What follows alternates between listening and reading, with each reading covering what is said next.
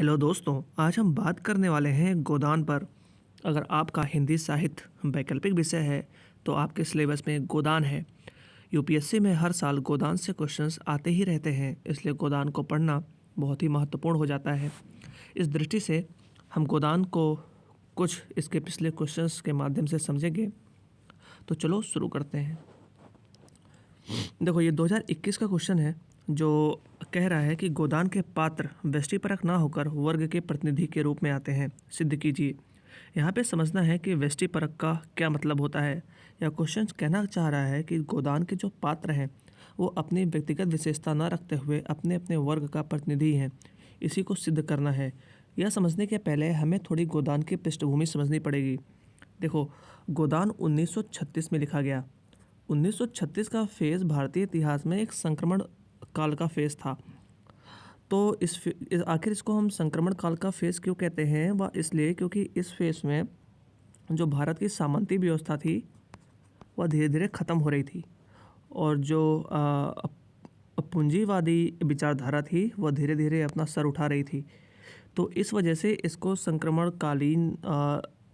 काल कहा जाता है। और गोदान इसी ट्रांजिशन फेज़ में, इसी संक्रमण काल में लिखा गया उपन्यास है। इसलिए यह बहुत सारी तत्कालीन समस्याओं को अपने अंदर सिंचित किए हुए है, और हमें और गोदान के एक एक पात्र उन समस्याओं के प्रतिनिधि हैं। इसलिए हम सबसे पहले इनके पात्रों को समझ लेते हैं। तो आप यहाँ देखो, ये है सेमरी और बेलारी, दो गांव। प्रेमचंद ने इनके जिलों का या इनके देश काल वातावरण का कोई जिक्र नहीं किया है, क्योंकि प्रेमचंद ने कहा है कि सेमरी और बेलारी जैसे गांव इस देश के हर ज़िले में मौजूद हैं, आपको हर जगह मिल जाएंगे। इसलिए आपका क्वेश्चन का जो एक पॉइंट है वो यही मिलेगा कि जो सेमरी और बेलारी हैं यह अपनी एक कोई व्यक्तिगत गाँव नहीं है, जबकि यह ऐसे गाँव के प्रतिनिधि हैं जो भारत के हर ज़िले में मौजूद हैं। इस उपन्यास का नायक है होरी। होरी के बारे में हम बाद में बात करेंगे, लेकिन यहाँ पे होरी के बारे में हम इतना समझ लें कि गोदान संभवतः यह पहला उपन्यास है हिंदी का जो होरी जैसे को हीरो बनाता है। असल में हिंदी उपन्यासों में प्रेमचंद के पहले जो हीरो होते थे वह एक दैवीय शक्ति से वशीभूत होते थे। उनके पास अच्छे शरीर, अच्छे डील डॉल, ताकतवर और सुंदर दिखने वाले होते थे। लेकिन होरी एक साधारण सा किसान है जो बस जीने की इच्छा रखता है। वह जीना चाहता है, लेकिन शोषक वर्ग उसको जीने नहीं देते, और आखिर में वो दम तोड़ देता है। इसीलिए कहा जाता है, आप एक बात समझो, जो इंडियन फिलॉसफी है ना, वह बात करती है दुखांत से सुखांत की तरफ, दुखांत से सुखांत की तरफ। लेकिन जो ये उपन्यास है गोदान, या इस फिलॉसफी को काटता है, वह इस उपन्यास को दुखांत से शुरू करता है और दुखांत पर ही ख़त्म कर देता है। और यहीं से जो प्रेमचंद का उपन्यास है गोदान, ये अपनी यथार्थ स्थिति पर पहुंच जाता है। तो ये सब इस क्वेश्चन से मतलब नहीं है। ये हमने थोड़ा गोदान की आपको पृष्ठभूमि बता दी है। तो इस पृष्ठभूमि बताने का मतलब ये था कि चलो हम समझ लेते हैं। तो ये होरी था जिनके बारे में हमने बात कर लिया, और सॉरी इंक, हाँ, तो होरी हमने इनके बारे में बात कर लिया। होरी की पत्नी है धनिया, जो एक महत्वाकांक्षी औरत है। हम धनिया के बारे में भी बात करेंगे। और इसका बेटा है गोबर। गोबर एक विद्रोही प्रवृत्ति का है। आप देख रहे हो कि गोबर मजदूर वर्ग का प्रतिनिधित्व करता है, साथ ही यह जनरेशन गैप मतलब पीढ़ीगत अंतराल का भी प्रतिनिधित्व करता है। मतलब जो पीढ़ीगत टसल है, पीढ़ीगत संघर्ष, ये उसका भी प्रतिनिधित्व करता है। वो कैसे करता है इसको हम समझेंगे। तो हमने सेमरी को समझ लिया, होरी को तो थोड़ा बहुत समझा है, हमने धनिया को समझ लिया, हम धनिया को और भी समझेंगे, हमने गोबर को भी थोड़ा समझ लिया। इसी गांव में रहते हैं राय साहब, दुलारी, झिंगुरी, नोखेराम। ये सब शोषक वर्ग का प्रतिनिधित्व करते हैं।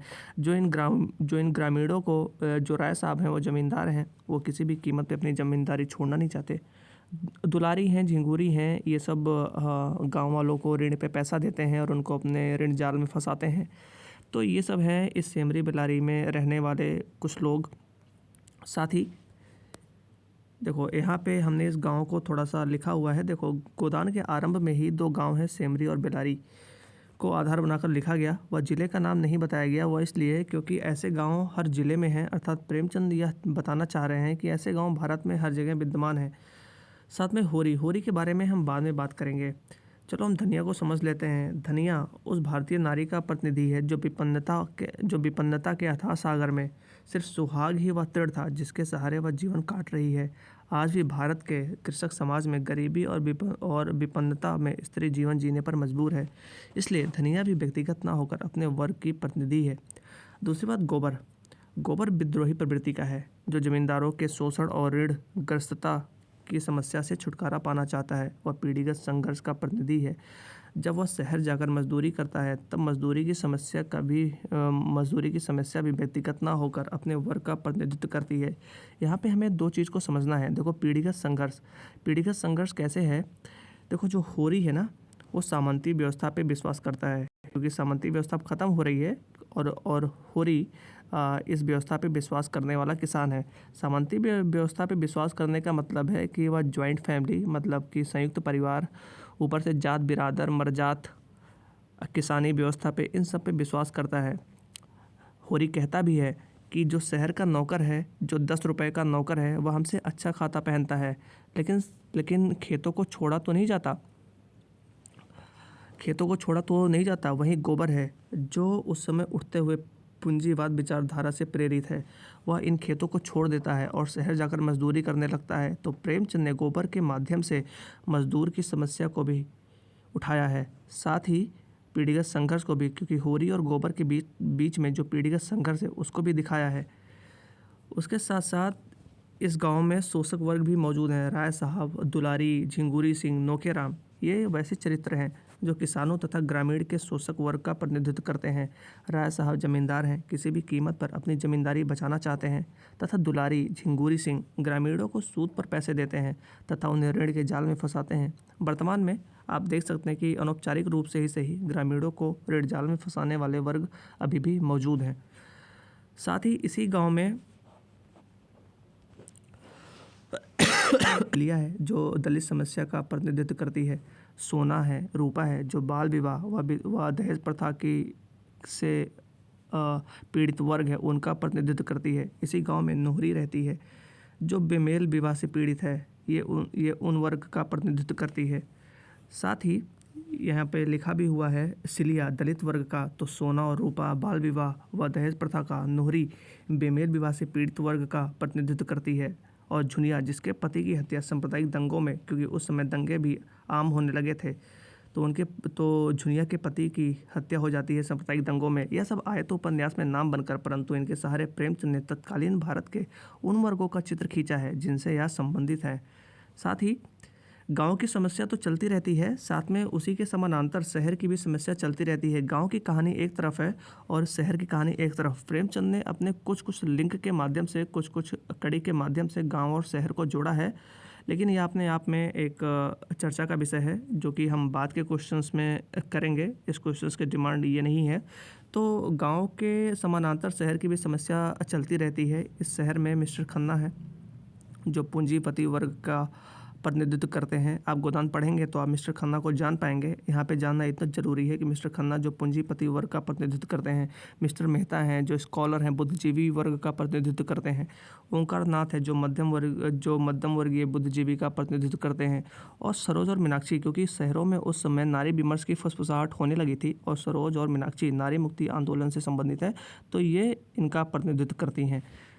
तो यही बात यहाँ पे लिखी हुई है। आप इसको कंक्लूजन में डाल सकते हैं कि इस प्रकार गोदान अपने महाकाव्यात्मक स्वरूप में एक साथ कई पात्रों को समेटा है, कई पात्रों तथा कहानियों, शहरों तथा गांव का द्वंद्व भी समेटा है, जिसका उद्देश्य समस्त भारत के मूलभूत समस्या का चित्रण करना है। शायद इसीलिए गोदान को महाकाव्यात्मक उपन्यास कहा जाता है, क्योंकि यह इन सब समस्या का एल्बम है।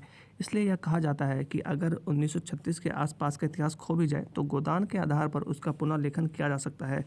अब हम समझते हैं इस उपन्यास के हीरो होरी को। तो चलो होरी को ढूंढते हैं कि होरी कहाँ है।